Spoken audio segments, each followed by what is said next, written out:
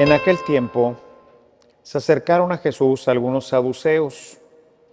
Como los saduceos niegan la resurrección de los muertos, le preguntaron: Maestro, Moisés nos dejó escrito que si alguno tiene un hermano casado que muere sin haber tenido hijos, se case con la viuda para dar descendencia a su hermano. Hubo una vez 7 hermanos, el mayor de los cuales se casó y murió sin dejar hijos. El segundo, el tercero y los demás, hasta el séptimo, tomaron por esposa a la viuda, y todos murieron sin dejar descendencia. Por fin murió también la viuda. Ahora bien, cuando llegue la resurrección, ¿de cuál de ellos será esposa la mujer? Pues los 7 estuvieron casados con ella.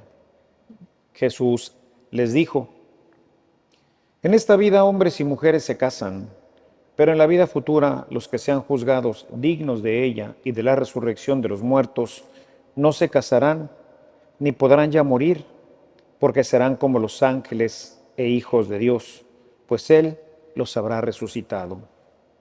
Y que los muertos resucitan, el mismo Moisés lo indica en el episodio de la zarza, cuando llama al Señor Dios de Abraham, Dios de Isaac, Dios de Jacob. Porque Dios no es un Dios de muertos, sino de vivos, pues para Él todos viven. Al ir llegando el final del ciclo litúrgico, estamos a 2 domingos, terminamos en la semana 34 con la fiesta de Cristo Rey, estamos en la semana 32. De tal manera que la liturgia empieza ya a prospectar un poco en nosotros la idea del final. Vamos llegando al final también de todo un caminar que Jesús ha hecho. Recordarán ustedes que iniciamos prácticamente dentro de las primeras semanas de esta parte del tiempo ordinario. Empezamos con el viaje que va a hacer Jesús allá por el capítulo 7, en donde Jesús toma la firme determinación de ir a Jerusalén, es decir, va a llevar las cosas según su Padre se lo ha indicado.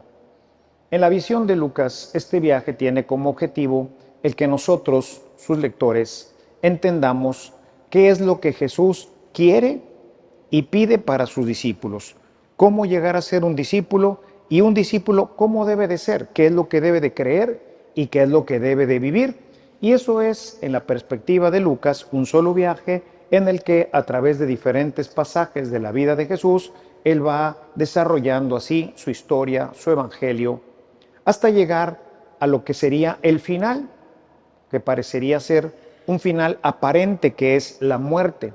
Sin embargo, en el capítulo 16 vamos a encontrar, el capítulo 26 vamos a encontrar que no es así. Digo, en el capítulo 24 vamos a encontrar que no es así, sino que pues la vida se prolonga, ¿verdad?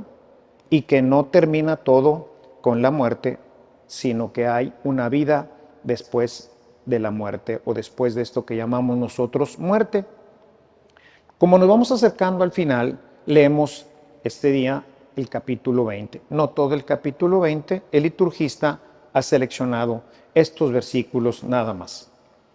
En ellos nos presenta precisamente este final, hablar un poco de cómo será la vida después de la vida, qué es lo que podríamos esperar. No voy a abordar ese tema directamente porque lo he abordado en otras ocasiones, en otras homilías que he dado sobre este tema. Quisiera más bien que nos detuviéramos un poquito en cuál es la perspectiva que tenemos nosotros sobre este evento.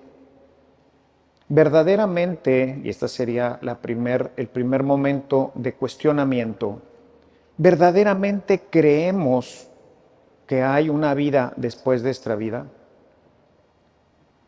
¿Creemos que verdaderamente vamos a encontrarnos con una realidad diferente a la que tenemos nosotros? Y esto lo digo porque pues muchas veces, aún dentro de nuestra propia iglesia, con gente que incluso pues viene a misa con frecuencia, pues nos encontramos con que su vida, o sea, fuera del templo, pues parecería que no creen que después de esta vida haya algo más, o que en ese final de nuestra vida vamos a tener que enfrentar un juicio. Por eso quisiera pues abundar un poquito en esto. El liturgista, tratando de apoyar esta visión, pone este texto de la segunda carta a los Macabeos, del segundo libro de los Macabeos. En ella vemos lo que el pueblo piensa en el siglo segundo antes de Cristo. Verdaderamente hay una resurrección. Y en esa resurrección, es decir, la vida del hombre no termina. Le dice claramente el último de los hijos: Tú no vas a resucitar para la vida, tú vas a resucitar para la muerte. Y esto tiene que ponernos a pensar seriamente, hermanos, porque no es que nuestra vida termine y ya, pues, como piensan los paganos, ¿verdad? No queda nada, hasta ahí llegamos, ¿no? ¿No? La vida continúa. Los filósofos llaman nuestra existencia ab eternum, es decir, para la eternidad. Creados en un momento, no existíamos y empezamos a existir cuando fuimos concebidos por nuestros padres. En ese momento, nuestra existencia es una realidad y no termina nunca, nunca. No lo podemos entender porque dentro de nuestra debilidad y de nuestra humanidad no podemos entender la palabra infinito. ¿Qué es infinito? ¿Qué es eterno? ¿Qué es que nunca se termine algo? Estamos acostumbrados a que las cosas terminen. Termino la primaria, termino la secundaria, termino la preparatoria, termino la maestría, termino el trabajo, termina también mi vida. En esta forma que tenemos ahorita, también termina. Es lo único seguro. Un día estaremos bajo tierra y nos haremos ceniza, pero no termina ahí. Aunque aparentemente ahí terminamos, no es cierto. La vida continúa. Dice claramente Jesús, porque Dios es un Dios de vivos y no un Dios de muertos. Para Dios, todos estamos vivos. Desde Adán hasta el último ser humano que cruce por esta tierra. Todos estamos vivos. Sin embargo, unos para la vida y otros para la muerte. Unos para el gozo eterno y otros para el sufrimiento eterno. Tú no resucitarás para la vida, sino resucitarás para la muerte. Es decir, absolutamente todos, hermanos, todos vamos a resucitar. Unos para vivir eternamente en el infierno y otros eternamente en el cielo. Tenemos que quitarnos de nuestra cabeza las ideas que se han mezclado hoy en nuestra iglesia, especialmente empujados por algunos, entre otros jesuitas, que consideran a Dios tan bueno, tan bueno, tan bueno, tan bueno, tan bueno, que todos nos vamos a salvar. Llegan incluso a decir que si existe el infierno está vacío, con lo cual se contradice abiertamente la palabra de Dios. Jesús claramente, no en este evangelio, sino usando otro pasaje de Jesús en el capítulo 25, también ya para ir terminando su evangelio, ¿verdad?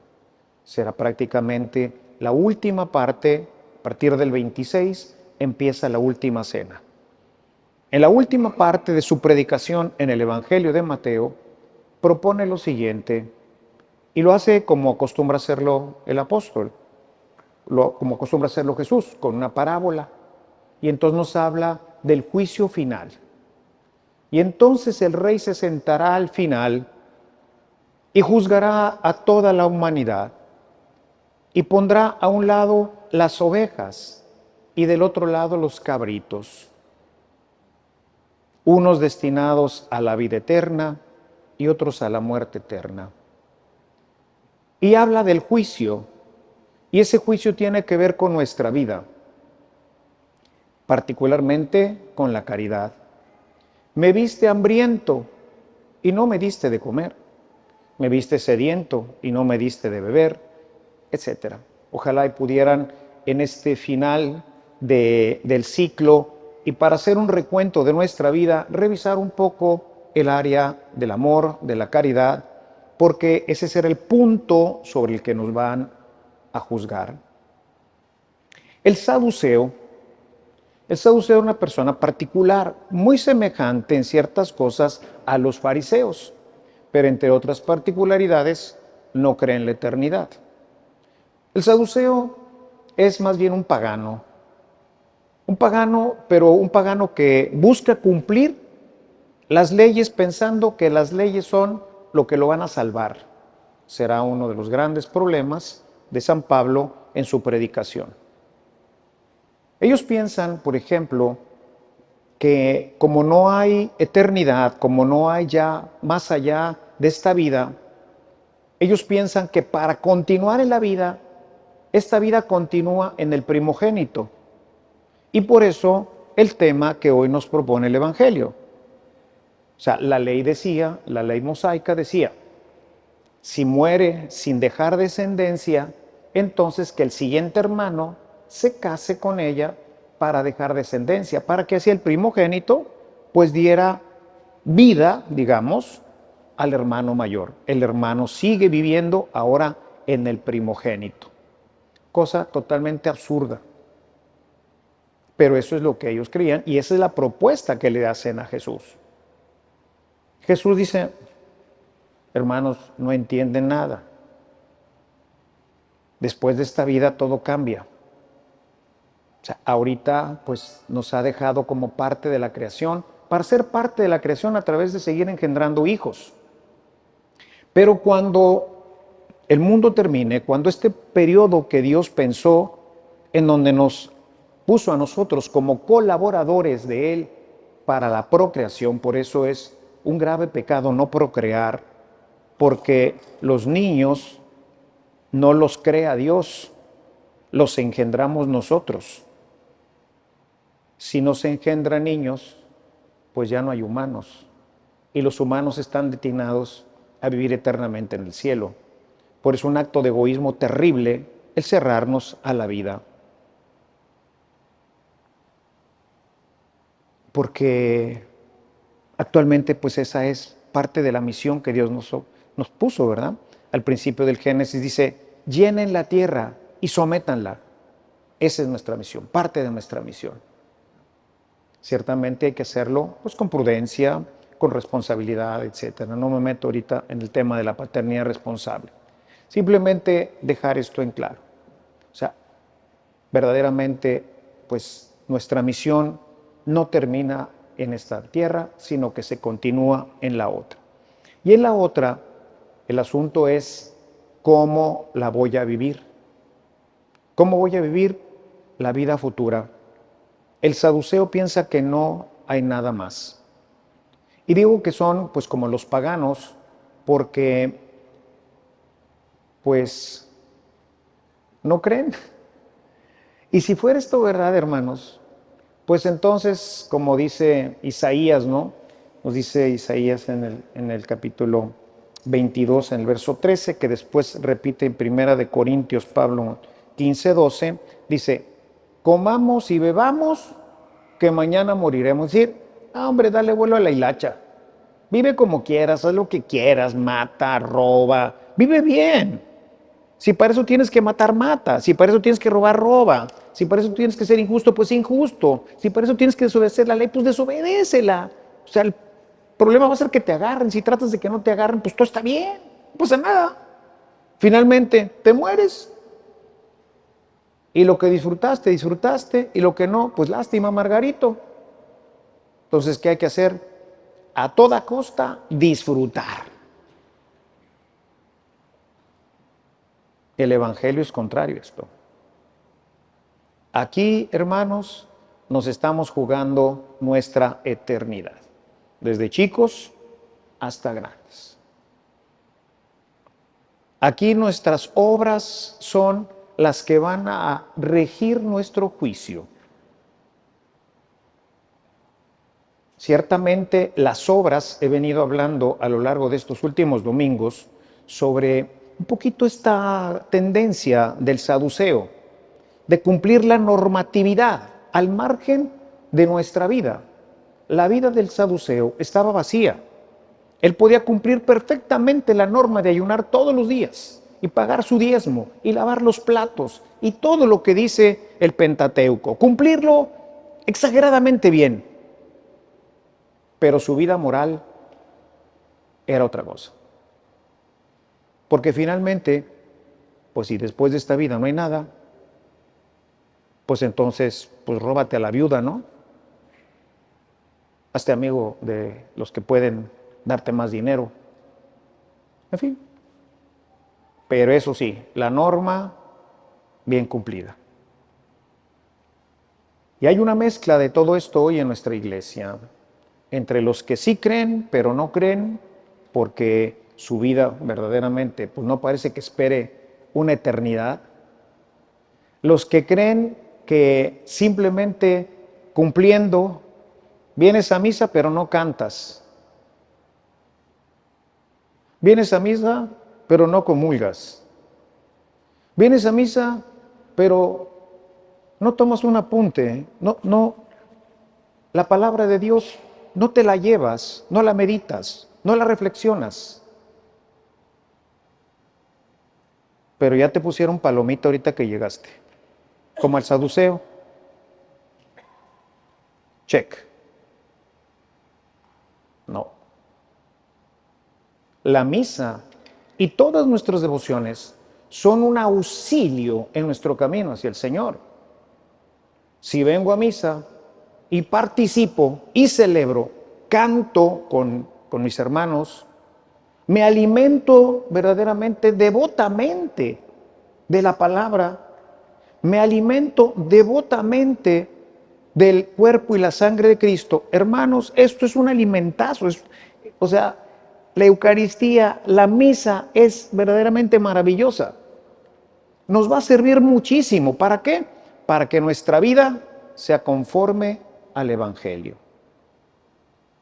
Para que al final, cuando muramos, no nos diga el Señor, no los conozco. Señor, pero sí vamos a misa. No los conozco. Son palabras muy fuertes de nuestro Señor. Y el final de los ciclos siempre es difícil la meditación porque nos lleva a pensar cómo ha sido mi vida durante todo este año. ¿Verdaderamente he crecido? San Pablo, una cita que uso frecuentemente de la carta a los Romanos en el capítulo 9, en el capítulo 10, versos 9 y 10. Si crees con tu corazón, todos nosotros creo que creemos con el corazón. Y si confiesas con tu boca, ahí es en donde se va a atorar el asunto. Es decir, si nuestra vida verdaderamente testifica lo que creo, entonces nos salvaremos.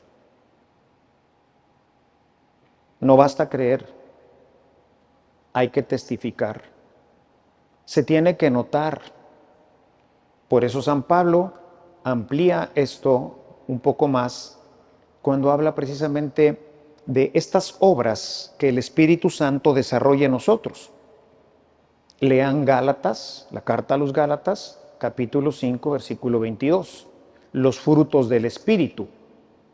¿Qué frutos hemos dado? Amor, paz, benignidad, dominio de sí mismo, caridad. Que se note. ¿Hay frutos? ¿O nada más hay fe? ¿O nada más hay rito? Son temas que siempre les digo, cuesta trabajo predicarlas porque pues nos cuestionan, empezando desde su servidor. Yo tengo que ver también en mi propia vida, si al final del ciclo mi vida sacerdotal es mejor, si verdaderamente mi vida de caridad se ha incrementado, si realmente cuando termine mi vida el Señor me va a encontrar digno, dice, y los que se han juzgado dignos de la vida eterna. Y siempre me pone a pensar y un poco también a temblar, a decir, ¿seré ya digno de esta de esta vida? ¿Habré verdaderamente cumplido a cabalidad lo que el Señor me ha pedido como sacerdote, como pastor, como fundador de otras obras? Porque dice el Señor, al que mucho se le dio, pues mucho se le va a pedir. Entonces creo que al final es válido, hermanos, cuestionarnos y pensar, ¿he sido un buen padre? ¿Mejor padre que el año pasado? ¿He sido un mejor hijo? ¿Mejor que el año pasado? ¿He sido una mejor esposa? ¿Un mejor empleado? ¿Un mejor ciudadano? ¿Un mejor cristiano que el año pasado? ¿O sigo igual? No crecí. ¿De qué me sirvieron tantas misas? ¿Y de qué me sirvieron todas mis devociones? Si no crecí, sigo siendo la misma persona. No, hay que cuestionarnos. Dicen en los negocios que lo que no se mide no se puede improve, no se puede mejorar. Lo que no se mide no se puede mejorar. Necesito ver si voy en el 8 para ver si puedo dar el 9. Pero si no sé si estoy en el 4 o en el 5. La gente tiene miedo de pesarse en la báscula porque dice, no, voy a pesar más y quién sabe. Pues sí, pero si no te pesas, ¿cómo sabes? No, yo aumenté 5 kilos, ya bajé 2 kilos. ¿Qué hago? ¿Como? ¿No como? ¿Le bajo? ¿Le subo? ¿Lo mido? Hay que medir también nuestra vida, hermanos, y ver si soy mejor papá que el año pasado. Pregúntale a tus hijos, pregúntale a tu esposa, a tu esposo, pregúntale a tus papás si eres mejor hijo. Checa tus calificaciones para ver si eres mejor estudiante. El 7 no es casualidad, simplemente refleja algo en tu vida, lo mismo que el 9 y el 10. Entonces, hay que medir un poco esto, y es lo que nos invita hoy el Evangelio. Los que sean juzgados dignos recibirán al final el diploma de graduación, los otros no. ¿Quién se lo ganó? Pues yo me lo gané. Yo fui digno de esto, porque estudié y pasé bien mis exámenes, saqué buenas notas. No solamente pasé, sino que me dieron el summa cum laude, ¿verdad? O sea, con honores me gradué. Felicidades. Entonces, es bien importante, hermanos. La semana que entra insistiremos también sobre este tema. La liturgia nos va a llevar así estos últimos 2, son 3 semanas que nos va cuestionando. Semana pasada, el tema de las prácticas, ahora el tema de las prácticas y el final, ¿qué esperas? ¿Realmente le estás poniendo pilas? La siguiente semana volverá a insistir nuevamente para irnos llevando en el final del camino de Lucas que hace Jesús, llevarnos a discernir si verdaderamente nuestra vida se está acercando más a este final glorioso o si hemos dejado pasar la vida y ponemos en juego nuestra salvación eterna. Usemos todas las prácticas que la Iglesia nos ha dejado, el rosario, la misa, las devociones, todo es maravilloso, siempre y cuando las vivamos desde lo profundo del corazón, cuando todas ellas nos ayuden a ser mejor en todas las áreas de nuestra vida. Así seremos buenos cristianos, buenos hijos, buenos esposos, y al final de la vida escucharemos del Señor: pasa, siervo bueno y fiel, a tomar parte de la alegría y del gozo de tu Señor. Alabado sea Jesucristo.